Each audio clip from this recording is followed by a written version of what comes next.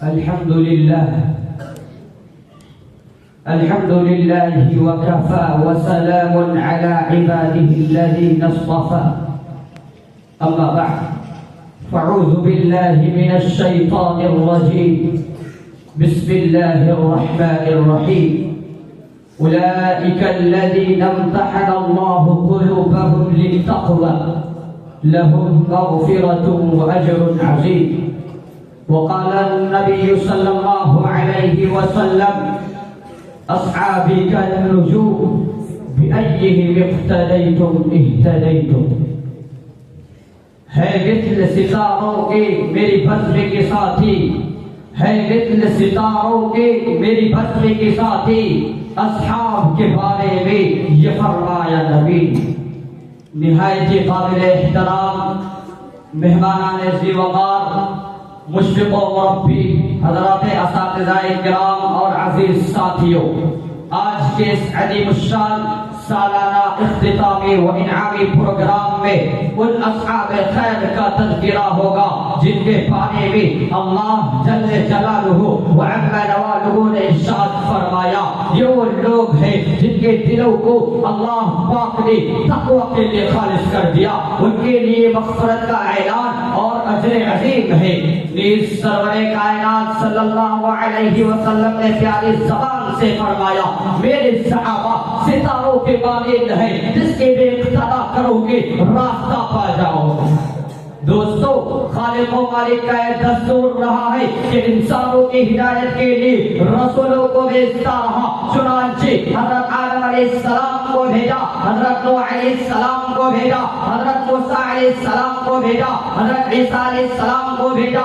آخر میں شہنشاہ وطن، تاجدار مدینہ، سرور کائنات، خاتم الانبیاء محمد الرسول اللہ صلی اللہ علیہ وسلم کو بھیجا. اب نبیوں کا سلسلہ ختم، رسولوں کا سلسلہ ختم، قیامت تک کوئی نبی آنے والا نہیں. یہ دین آخری دین ہے، یہ شریعت آخری شریعت ہے، یہ مذہب آخری مذہب ہے. یہی وجہ ہے کہ اللہ پاک نے آپ صلی اللہ علیہ وسلم کو صحابہ کی پاکیزہ اور مقدس جماعت عطا فرمائے کہ جس نے مذہب اسلام کو زندہ کرنے اور پھیلانے میں تن من دھن کی باتیں لگا دی.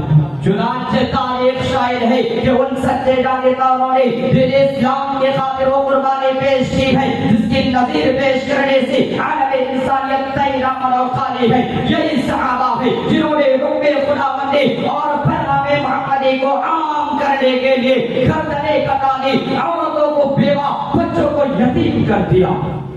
محترم حضرات، صحابہ کرام کی جماعت و جماعت ہے جس کو رب کائنات نے در سگا کے نبوت کے لیے منتخب فرمایا. ہادی اعظم صلی اللہ علیہ وسلم کو ان کا معلم بنایا اور کتاب ہدایت قرآن پاک عطا فرمائی.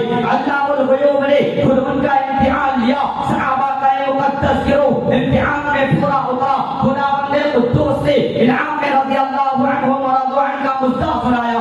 حقیقت یہ ہے کہ صحابہ کرام دین کے ستون ہیں. صحابہ کرام کو تو خیر امت کے بلا واسطہ مخاطب ہے. دوستو، صحابہ پاک پاک ہے، ان کے قلوب تقوی طاقت سے لبریز ہے. قرآن پاک میں جا بجا اللہ نے ان کی تعریف فرمائی ہے. قرآن پاک ان کی تعریف میں رب اللسان ہے. کئی فرمایا اولئک هم المفلحون، کئی فرمایا اولئک هم الراشدون، کئی فرمایا اولئک هم الصادقون، کئی فرمایا اولئک هم الفائزون.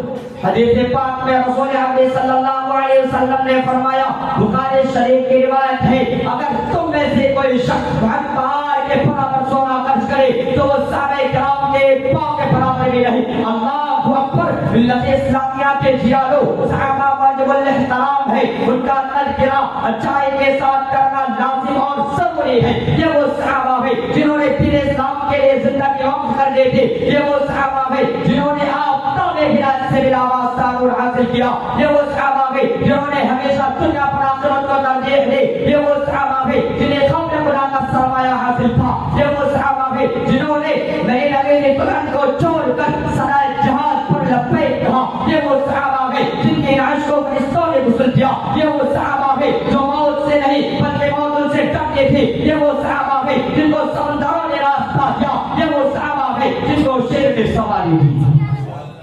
حضرات، لیکن افسوس کا مقام ہے کہ ہمارے ملک ہندوستان میں ایک جماعت اور فرقہ وہ ہے جو صحابہ کرام پر کیچڑ اچالتا ہے، صحابہ کرام کے دامن عفت کو داغدار بنا رہا ہے، صحابہ کرام کے تقدس کو پامال کر رہا ہے، صحابہ کی سیرت پھٹاکا ڈالا جا رہا ہے، ریفریجریٹر تیار ہو رہا ہے، شب و روز محنت جاری ہے۔ یہ وہ لوگ ہیں جن کا ساختہ نام جماعت اسلامی ہے۔ محترم حضرات، صحابہ کرام کو برائی کے ساتھ یاد کرنا ناجائز اور باطل ہے۔ صحابہ کرام کو برا بھلا کہنا خداوند قدوس کی مخالفت ہے۔ صحابہ کرام کو برا بھلا کہنا رسول اللہ کی مخالفت ہے۔ صحابہ کرام کو برا بھلا کہنا کتاب اللہ اور سنت رسول اللہ کی مخالفت ہے۔ مشکات شریف کی روایت ہے، تاجدار مدینہ جناب رسول اللہ صلی اللہ علیہ وسلم نے فرمایا، اللہ اللہ فی اصحابی لا تتخذوهم غرضا من بعدی فمن احبهم فبحبی احبهم ومن ابغضهم فببغضی ابغضهم ومن آذاهم فقد آذانی ومن آذانی فقد آذى اللہ ومن آذى اللہ فیوشک ان یاخذہ۔ کہ اے لوگوں، میرے صحابہ کے بارے میں اللہ سے ڈرتے رہنا، میرے بعد ان کو اعتراضات کا نشانہ مت بنانا۔